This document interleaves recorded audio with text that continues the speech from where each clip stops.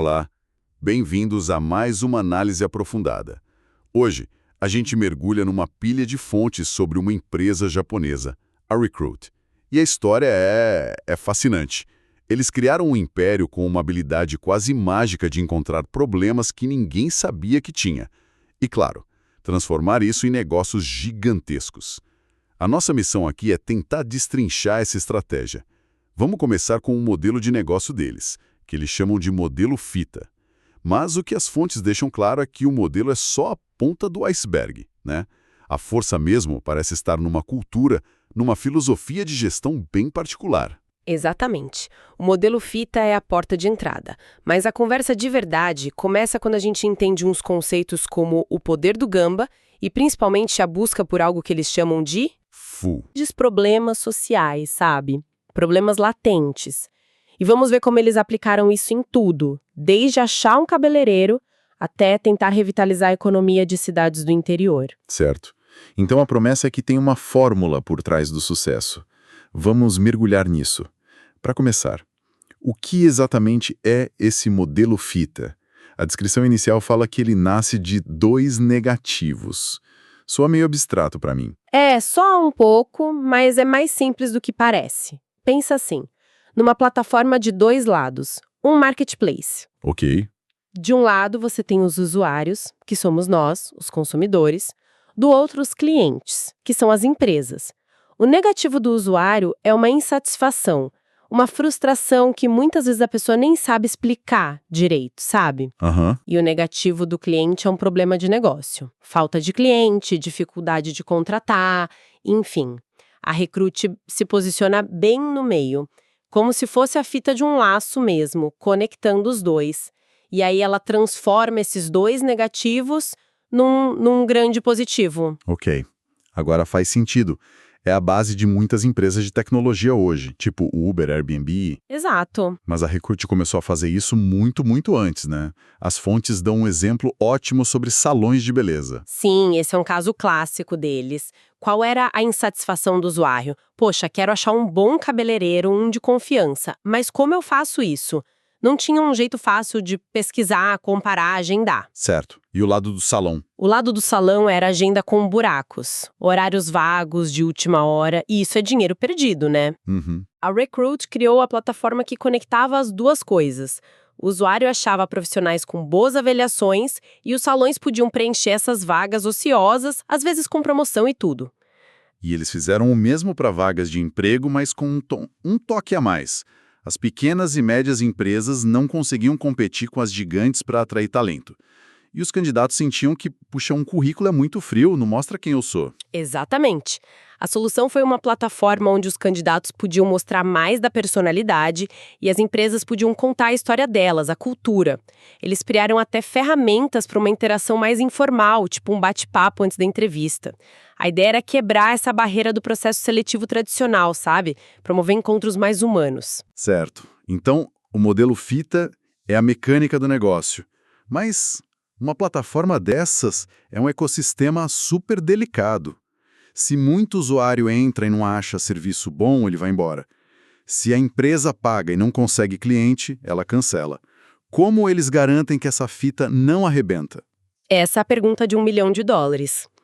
E a resposta, segundo o material que a gente analisou, não está só na tecnologia. Está na cultura. Para uma plataforma dessas funcionar, especialmente no começo, quando era tudo em revista, em mídia impressa, você precisa de 3 capacidades muito afiadas. 3? É. A primeira é promoção, para atrair os usuários. A segunda é vendas, para convencer os clientes a pagar. E a terceira, que é a mais sutil e talvez a mais importante, é a capacidade de edição de conteúdo. Edição de conteúdo? O que isso quer dizer nesse contexto? Significa organizar a informação de um jeito que seja útil, atraente para o usuário, garantir a qualidade, a relevância. Pensa bem. Certo. A equipe de vendas quer botar o máximo de clientes na plataforma. A equipe de conteúdo quer mostrar só os melhores, os mais relevantes. Existe uma tensão natural aí. Entendi. É uma balança delicada. Exatamente. E é para resolver essa tensão que a cultura dele se torna um ingrediente secreto. E aqui entra um conceito que as fontes destacam muito: o tal do poder do Gamba. Isso. Pense em Gamba como a galera que está na trincheira do negócio. No dia a dia, são os funcionários que estão conversando com o dono do salão que está frustrado, ou respondendo um e-mail de um usuário que não achou o que queria. Eles estão vendo em tempo real o que funciona e o que não funciona. O poder do Gamba é a filosofia de que esses insights da linha de frente são o bem mais valioso da empresa. Espera um pouco. Essa ideia de que o pessoal da linha de frente compartilha tudo parece ótima no papel, mas na prática isso não cria um caos de informação? Como eles filtram o que é ruído do que é um insight valioso? As fontes explicam isso? Explicam. Eles têm um processo que chamam de guru-guru, que pode ser traduzido como espiral. A informação coletada no Gamba não fica perdida, sabe? Ela é sistematicamente compartilhada em reuniões com todas as áreas. Vendas, marketing, produto, tecnologia. Todo mundo junto. Então, a vendedora que ouviu de 10 salões que o sistema de agendamento está confuso, ela leva essa informação direto para o desenvolvedor. O analista de marketing que percebeu que os usuários abandonam a busca depois de 3 cliques, compartilha isso com o time de conteúdo. Ah, então não é só um brainstorm aleatório. É um ciclo estruturado de feedback. A informação sobe da linha de frente, gera uma mudança, a linha de frente testa essa mudança no mundo real e o ciclo recomeça. Uma espiral de melhoria. Perfeitamente colocado. É uma cultura de aprendizado que vem de baixo para cima, não de uma diretoria que acha que sabe tudo. É essa máquina que mantém o equilíbrio do modelo fita. Ok. Então eles têm um modelo que funciona de uma cultura de Gamba que otimiza ele o tempo todo. Isso já seria uma ótima história de sucesso. Mas o que as fontes mostram, e o que realmente me surpreendeu, é que em algum ponto eles perceberam que só otimizar o modelo não era suficiente. Eles precisavam de uma filosofia para encontrar o próximo grande problema. E é aí que entra o conceito de FU. Essa é a virada de chave na história da Recruit.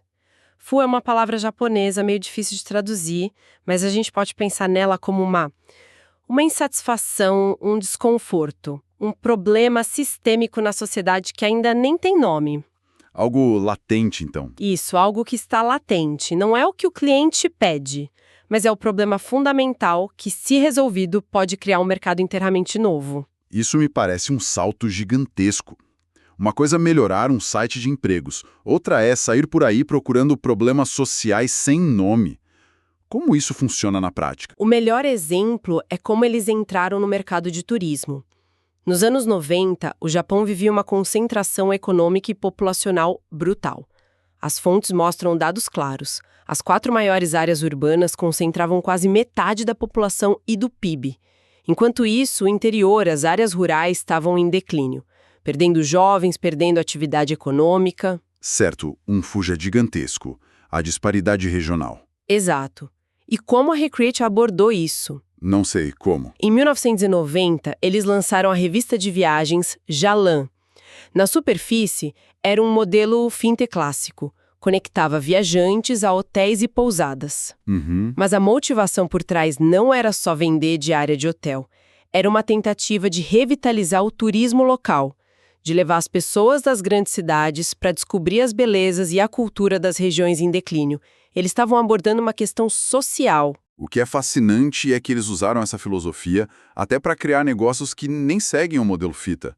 O caso do Study Sapri é o melhor exemplo. Sim, esse caso é crucial para entender a mentalidade deles. O Study Sapri é uma plataforma de aulas online para estudantes. Um cursinho preparatório digital com professores super carismáticos. Peraí, mas isso quebra o modelo deles? Aqui eles não são mais a fita que conecta dois lados. Eles viraram o próprio provedor de conteúdo à escola? Exatamente, e é por isso que o FUA é mais importante que o modelo fita. O projeto nasceu quando um gerente, o Sr. Yamaguchi, fez uma pergunta simples e poderosa para a equipe dele.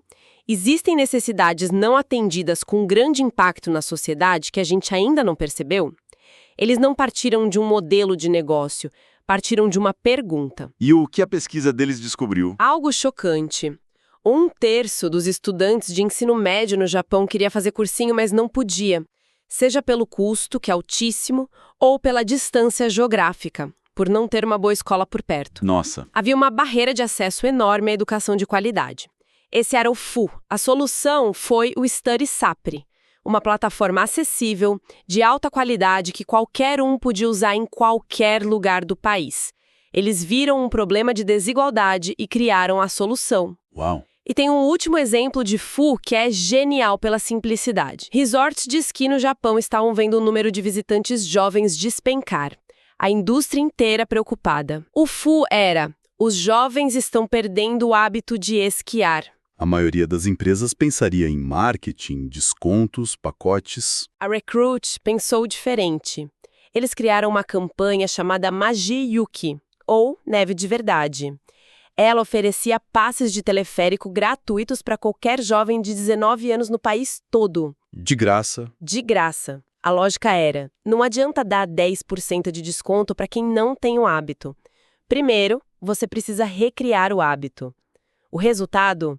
Os jovens voltaram em massa para as montanhas. Genial. A Recruit apostou que esses jovens de 19 anos se tornariam os clientes pagantes de amanhã e, no futuro, levariam seus próprios filhos. Foi um investimento no futuro de toda uma indústria. Isso é quase contraintuitivo. A maioria das empresas estaria pensando como a gente pode cobrar mais dos jovens. E a Recruit pensou como a gente pode fazer eles virem de graça. É uma baita aposta de longo prazo. Ok, então eles têm esse playbook poderoso no Japão. Mas como uma empresa tão japonesa leva essa cultura para o resto do mundo? A expansão orgânica? Não deu muito certo, né? Não deu. E a razão volta para aqueles 3 pilares que a gente mencionou: promoção, vendas e edição de conteúdo. É extremamente difícil construir essas 3 capacidades do zero, de forma equilibrada, no mercado estrangeiro. Certo. A cultura do Gamba não se exporta com o manual. Por isso, eles mudaram a estratégia para fusões e aquisições. Compraram empresas que já eram líderes nos seus mercados. E o maior exemplo disso, que muitos dos nossos ouvintes devem conhecer, foi a compra do Indeed, o site de busca de empregos, em 2012. Uma aquisição gigantesca. Gigantesca. E a forma como eles gerenciaram essa aquisição diz tudo sobre a filosofia deles. Em vez de uma abordagem de controle total, de chegar trocando a diretoria e impondo o jeito Recruit, eles adotaram uma gestão de controle suave. Isso parece arriscado. Você gasta bilhões de dólares numa empresa e aí basicamente deixa a equipe original no comando. Por que fizeram isso? A palavra-chave, segundo as fontes, é confiança. O executivo da Recruit responsável pela aquisição, o Sr. Ideoka, analisou mais de 100 empresas. E a decisão pelo Indeed não foi só baseada em planilha financeira. Ele conta que o fator decisivo foi sentir que podia construir uma relação de confiança mútua e de longo prazo com o fundador do Indeed. Foi uma aposta na pessoa. Exato. Não apenas no negócio. E como essa confiança se manifesta na prática? O Indeed opera com um nível altíssimo de autonomia. A gestão sênior original foi mantida, não há microgerenciamento e as decisões do dia a dia são tomadas pela equipe do Indeed. E a Recruit? A Recruit discute a visão estratégica geral, o orçamento, as grandes metas, mas o como chegar lá fica a cargo da empresa adquirida. Eles basicamente compraram uma empresa que já tinha o seu próprio poder do Gamba e entenderam que a melhor coisa a fazer era não atrapalhar. E os números? Com o crescimento do Indeed desde então, parecem validar essa abordagem, né? Totalmente. É fascinante. Eles construíram um império no Japão com base na observação humana, no Gamba, mas garantiram seu futuro global comprando uma empresa movida por algoritmos e dando a ela autonomia.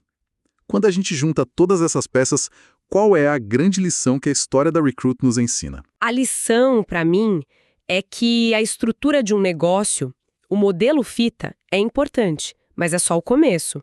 A verdadeira força vem de uma cultura que aprende obsessivamente com a linha de frente, o Ganpao, e de uma filosofia que te força a olhar para além do seu negócio e perguntar: qual é o grande problema não resolvido, o FUC, que a gente pode solucionar para a sociedade? É uma fórmula para transformar frustrações e negatividade, seja de um indivíduo ou de um país inteiro, nas mais brilhantes oportunidades. É um lembrete poderoso de que os negócios mais impactantes talvez não sejam construídos sobre o que os clientes dizem que querem, mas sobre a identificação de problemas que a sociedade ainda nem sabe como nomear. O que nos leva a uma reflexão final, uma provocação. As fontes mencionam que o sucesso atual do Indeed é impulsionado massivamente por machine learning, por inteligência artificial. A força histórica da Recruit, como a gente viu, foi o poder do Gamba, a sensibilidade da observação humana na linha de frente para entender as nuances das pessoas. Certo, o fator humano. Exato. E isso levanta uma questão para o futuro. Como uma cultura construída sobre a sensibilidade humana pode prosperar, evoluir, talvez até se fundir com o futuro onde a IA se torna a principal ferramenta para identificar e conectar essas necessidades? Ou, colocando de outra forma, será que um algoritmo, por mais avançado que seja, consegue realmente identificar e compreender um